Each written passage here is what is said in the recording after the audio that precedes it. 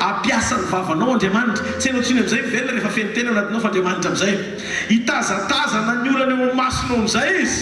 ohatra ny Petera sy John mijery anay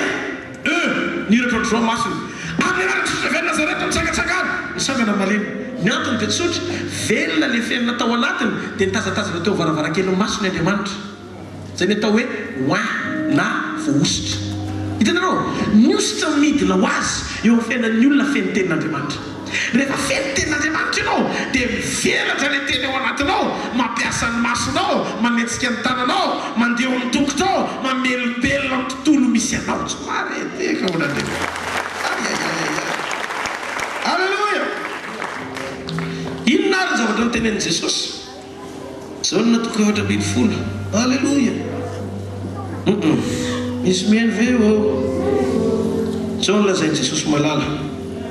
manoko 9:20 ka hatramin'ny 9:20 zao nolazain'i Jesosy tompo vetivety foana izy dia tsy ahita intsony zao tontolo zao fa ianareo no ahita satria velona dia velona koa ianareo zany andro zany izy dia hofantatrareo fa za ao amin'ny raiko ary nareo ato amiko ary za ao aminareo zay manana ny didika amin'ny tandrony zany dia izy no tia ary zay tia no tiany raiko koa ary zaho tia azy ka iseho aminy ahoana moa zay le hoe iseho aminy zay hitanareo izy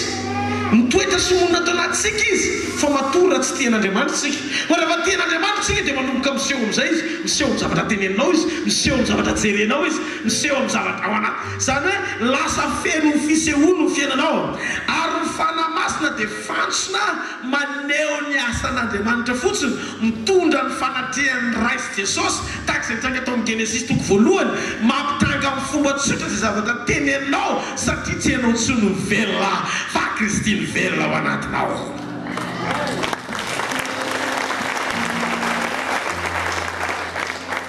toreo tana zay mahazo ny fampianarana azonao le izy avereno azoko le izy pastera hoe